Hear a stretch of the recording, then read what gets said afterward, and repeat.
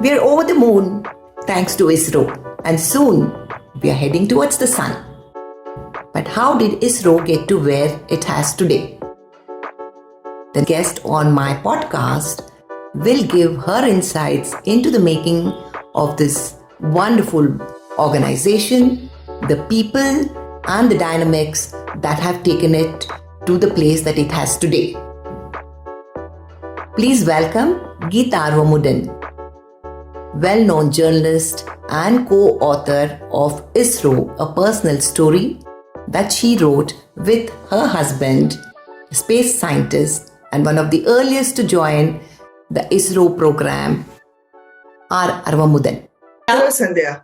Happy to be here. Happy Onam to you, and what an auspicious occasion to have you join Spotlight with Sandhya. First of all, what were your feelings as you watched, the Chandrayaan successful landing on the moon? It was sheer exhilaration and happiness. I got my first glimpse of ISRO in 1970 when I got married. It was still a very, very small organization with just about a handful of young, mostly men, no women, who were all working on small rockets. In fact, the first rocket I saw, I think it was a Nike Apache or something. It was an imported rocket from USA, very small, which was launched from the Tumba beach. And actually, funnily enough, the first launch I saw was a failure. And so afterwards, they rectified it, and next day they launched it again. So from that to these huge, enormous rockets, which are built right here in that same Tumba, where they were launching those tiny little rockets, and reaching the moon and building satellites, not only for ourselves, but for the rest of the world, and making inroads into a domain which was originally occupied only by the West. It's really some great achievement for the scientists of ISRO, and I really applaud them.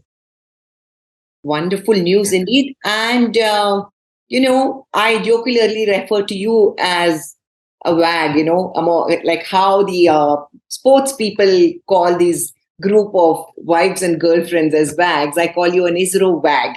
So why don't you elaborate how you became an ISRO WAG?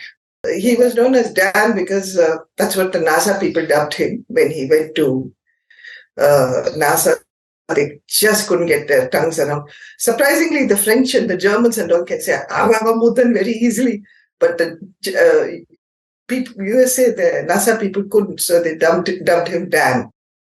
So what happened was, let me put this story in context for our audience. Yeah. So R. Aravamudan was an engineer and a space scientist. And he went on to achieve great heights, having been as a young man, handpicked by Vikram Sarabhai to go and learn at NASA for an entire year. He came back and joined India's space research program and went on to achieve great successes. He was various times. He was the director of the ISRO Satellite Center, the Satish Dhawan Space Center, and the Tumba Equatorial Rocket Launching Station.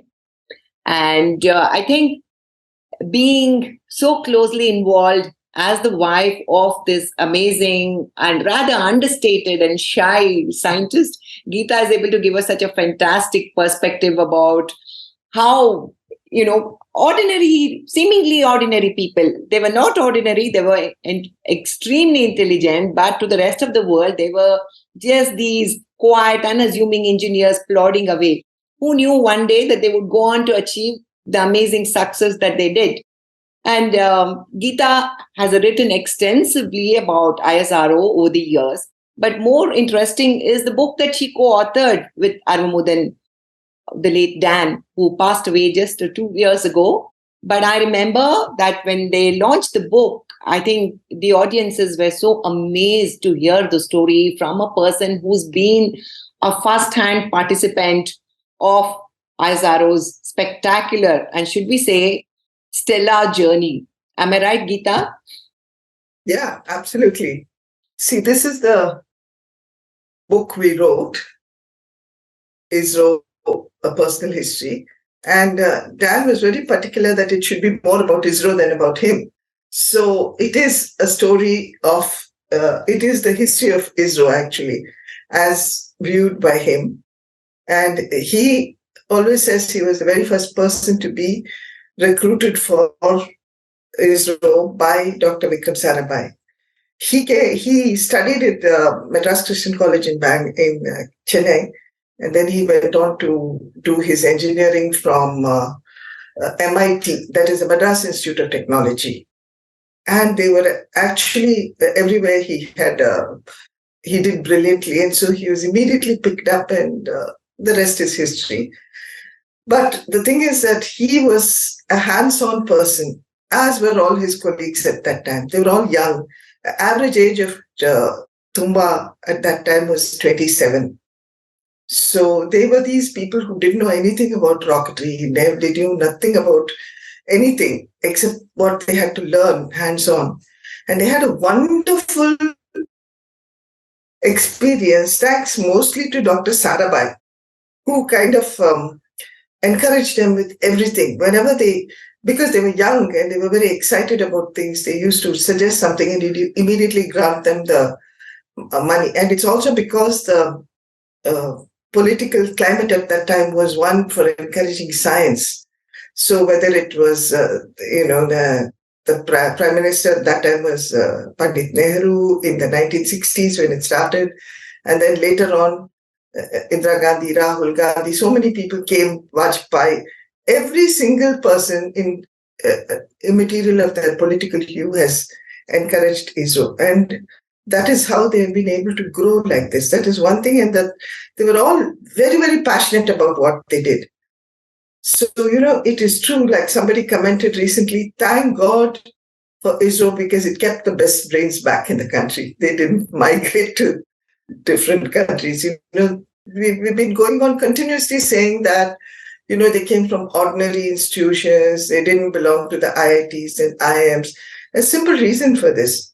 Even if ISRO had went to kind of recruit people from IIT, they were not very successful because the aim of all those who went to IIT was to migrate to the United States or to some of the Western countries where they thought that they would lead a more maybe fruitful or glamorous life. Whereas the people, and they didn't want a government job. ISRO was a government job. So they didn't want that.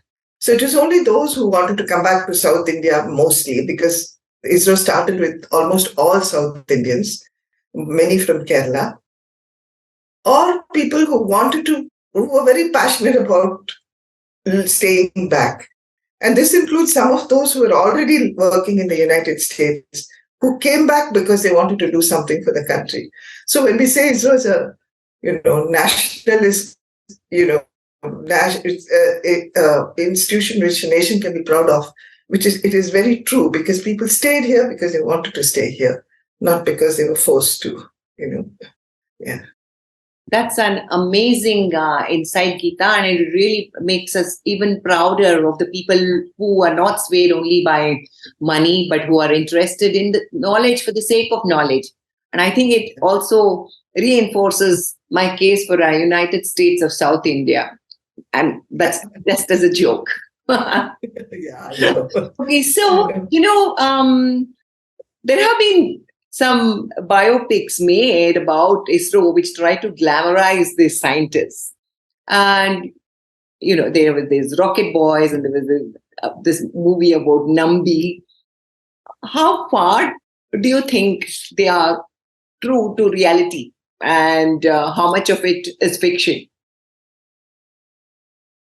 See, whenever I criticize any of these things, I'm told that the filmmaker can have artistic license.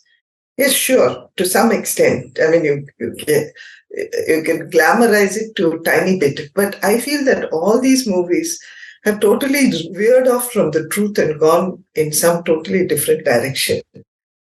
The Rocket Boys particularly, they even got the history wrong. I mean, they showed Kalam, Sarabhai, and Baba together going and meeting Pandit Nehru. Kalam at that time was a young man. He was a very close friend of my husband. And both of them had gone to NASA together in 1962. They came back in 63. And after that, they were working in Tumba. I don't think either of them ever went to meet, I don't think Kalam ever went to meet Nehru with Baba and Sarabhai. Also, right through, it looks as if Sarabhai only depended upon Kalam for all input. But I'm not taking away from the fact that Kalam was a very good and very earnest engineer who actually built the first satellite launch vehicle. And he would be the first one to say that he was that, and he was not politically inclined, or he was not part of the, stellar group up there at that time. Later on, he became the president of India, and things changed. And, but at that time in the 1960s and 70s, they were all part of this large group of young men who had come from all over the country. Many came from North India also. Some came from Karnataka. There was a big Karnataka group. There's a big Tamil group. There were Bengalis. There were, of course, a lot of Malayalis, and so many of them. And they used to stay in a lodge called Indra Bhavan in Trivandrum. And it would be great fun to go and see them. They were all these bachelors, all in their 20s and some in their early 30s, some who were married, when they married, they moved out. But it was like, they were all so enthusiastic and full of life and wanting to do things. So many of these, including Nambi, not joined at that time. And they all worked on the rockets. See, there's no single person who can take any credit for any of the things that have happened. I mean, every single person was hands-on with all the projects that were going on at that time because only a few people. Later on, the bigger groups took, but every time they would have huge meetings and everyone would sit down and talk about it and then discuss it. Because just imagine the number of parts that go into a rocket or a satellite, the amount of technology. It can't be one person who did anything.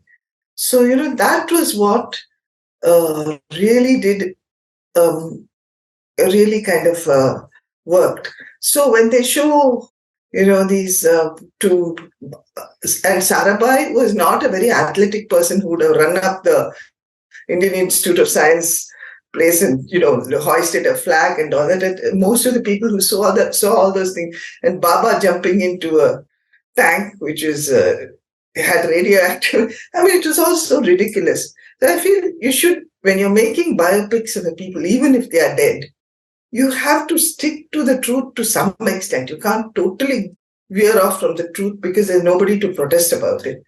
So I think most of us who were associated with ISRO were completely disillusioned with Rocket Boys, and to a certain extent with rocketry as well, because many of the things, of course, Nambi was not guilty of selling any secrets to any foreign country, but the way they glamorized his role was also, it kind of, I don't know what Nambi thought about it, but all of us felt that it was not close to the truth at all.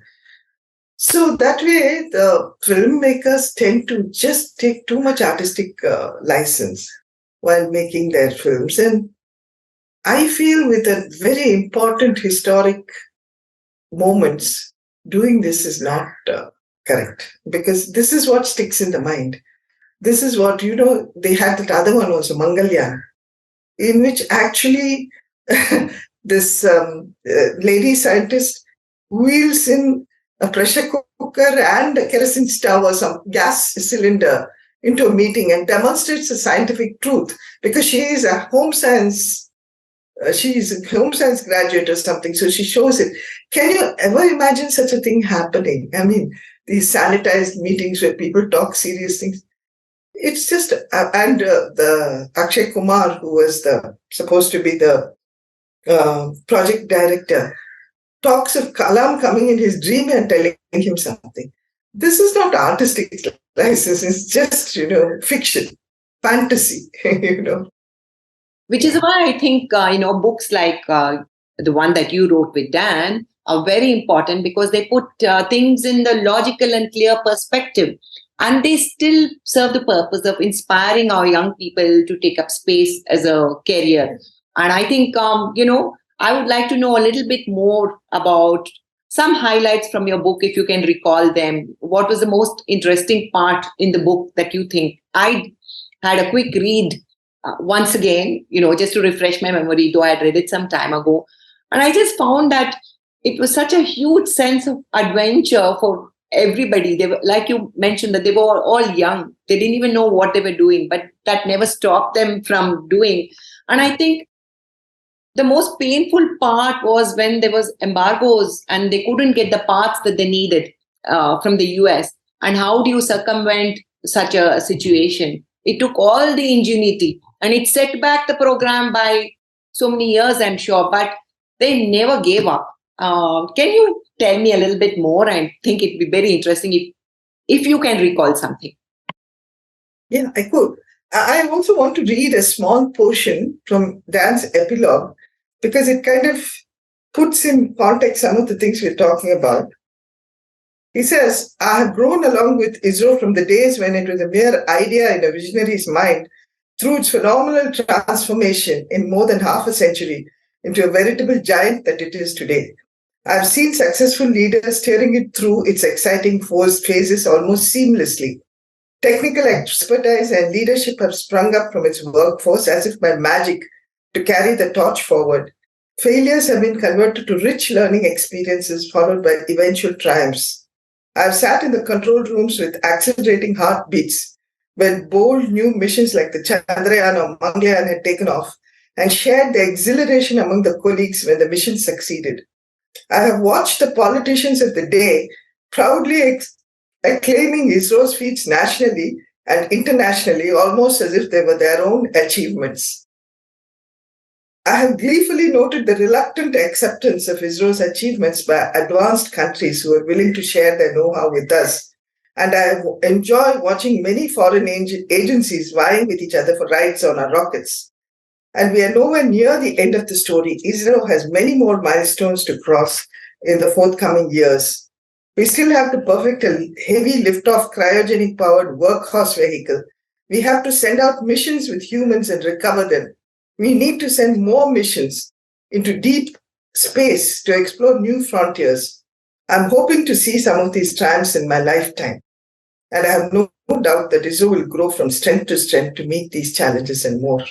This is what he said, and I'm sure he would have really cheered what happened with Mangalyaan because, with the moon mission.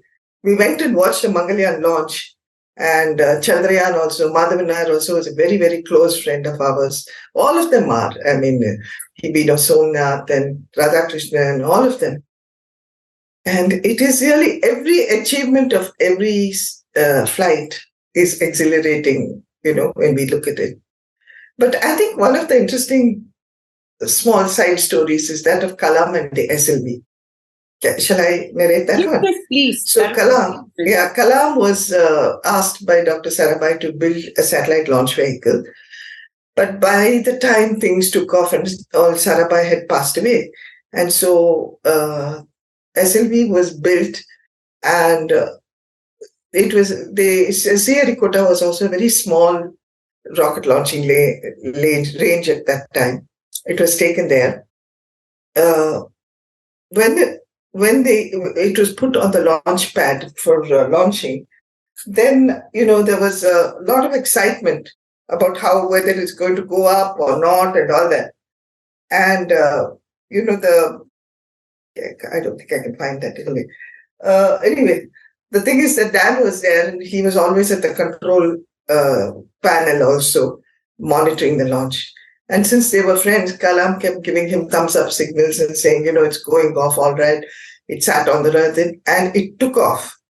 And so Kalam said, thumbs up. And then suddenly, as they were watching, Dan said he could see Kalam's face just go from exhilaration to total sorrow because, it had veered off course. And within the next few minutes, it fell into the sea. And Kalam was showing the thumbs down to him. And he said, no, it was such a sad thing because the very first mission failed. But, even Professor Dhawan, who was in charge at that time, and everybody else, they all just said, don't worry, just go ahead, you build the next one. And the next one was a total success. So, success always rides on the shoulders of failure. And literally, Kalam was lifted on the shoulders of all his colleagues and taken all over the place. So it was like that, so many failures. And Dan was in charge of failure analysis. He said it would be, it was quite a challenging thing to find out what failed and why it failed. Like even in the Chandrayaan, it says mission 2, it was a tiny failure which prevented it from landing properly on the moon. It was rectified, and the next time it happened. The credit doesn't go to any one person. The credit goes to the whole of ISRO. Sat and analyzed it and corrected it. Would you be able to share any insight? What is it that as an organization that makes all these people, so steely to overcome these failures? I mean, one would think whichever organization or whichever field of work, you feel that, you take it very personally, it's a debacle. What is it that gives these engineers and scientists the ability to overcome and rise again and again? I think since I am only a wag and I only have a ringside view, so I cannot tell you what exactly goes on inside ISRO. But according to Dan, one of the most important things was, since they were all young at one time and they all grew up together, they really realized the importance of encouraging young people not only to get into the organization, but also to express what they thought. Why do they think that something went wrong or went right? So at every project review meeting or even at failure analysis meeting, everybody who worked on the project or every engineer and scientist was called. And everyone had a voice. No one was asked to sit down and say what they seriously discussed by all the senior scientists as well. So that way, I think that gave a great sense of encouragement. I'm sure that is one of the things which really made people want to stay on. So in spite of the salaries not being at those days on par with private industries, there were lots of people who joined, and almost everyone stayed on and on, So the people who have risen right up to the top rose from the ranks up to the top. So I think that is one of the very important management techniques employed by ISRO, that everyone has a say in technical things, everyone. And even that they would listen to carefully before, throwing it. I think this is a very important thing, that everyone's voice has to be heard. There's something that I think all the viewers would be interested in knowing. It's that, the scientists and the engineers of ISRO, they seem to be quite, devout theists. And we see them offering prayers before, sometimes praying during, and obviously offering thanks after a successful launch. Some people feel that it is kind of incongruous to see people of science, being so devout in their prayers. Do you see any anomaly in this at all? Or what do you think their views are? I think people are different. They may be very devoted to science, and they may also be very devoted to spirituality. The present chairperson, Dr. Somnath, has said spirituality helps him to explore his inner self, and science helps him to explore the outer world. So that is one viewpoint which is important also. My own husband, who grew up in a totally traditional family where he went to the temple every day, he learned all the prayers, everything, but he consciously rejected religion when he grew up more. But that didn't mean that he would not go to the temple if I asked him to, or if his mother asked him to, take part in any of the family pujas or something, he would take part and he would tell her very clearly, I do not believe in this, but I'm doing it for your sake. So there were people like that. There were others who took a very strong stand and they said, you shouldn't do this. But one thing that I think almost everybody in Israel believes in is that there should be no kind of religious or caste discrimination against anybody. And therefore, sometimes, even in Sriharikota, where we had the launch facility, in the beginning there was nothing, but later on they put up a temple, a church, a mosque, everything, so that whoever felt that they needed the comfort and the security of religion could go and pray there. And it became like a ritual for everyone to take that, because Tirupati is very close by. So they would take a small model of the rocket and pray there for God's blessings. It gave people who had worked a lot, very hard on it, some kind of something to hold on to, probably. And there is a temple even in Sriharikota where everybody goes in the morning. Because I lived in Sriharikota for several years, I've seen people going and praying there in the morning before the launch. So I don't think the two should be exclusive of each other. They cannot be, because people are not like that. Some people are wholehearted scientists, rationalists, others are not. So I think ISRO is kind of okay with everything. And I think it people, represents. you do whatever you want to do, but Yeah. this is, if it's important to you, go ahead, pray. If it's not important to you, don't pray. I think that's a very good attitude to have. That's good. Yeah, to each their own. And I think it represents the true India, which is very accepting and all embracing. Now, question that I think would resonate very well with you, because you're such a, as a writer, you focus so much in your other books about, gender equality, and you celebrate both the successes that women have achieved, and you also discuss the problems that women continue to have in your very many books, which you wrote Disappearing Daughters, with talking about female infanticide, and you talked about Unbound, and you've also written several other books of fiction, and almost a semi biography, I would say, with Colors of Gold. But one thing that I recently saw that you mentioned in one of your articles is the fact that one of the things that also contributed to the changing dynamics within ISRO happened with the inclusion of women, and they're at all levels. So what is your take about it? In 1970, there were no women, not even stenographers, because I think that was unlike the US and other places. Over here, stenography and PA and all were all male jobs. And the male bosses of the time also preferred to have male PAs and all, because the thinking at that time, which has later on proved to be totally wrong, was that women get married, they have children, they have to bring them up, so they are totally unreliable. We cannot have them as PAs or even stenographers. But side by side, along with that, because ISRO was in Kerala, where a large number of women went in for medicine and engineering, even in the 60s, whenever they went on recruitment drives, there were also women who came and applied for the job.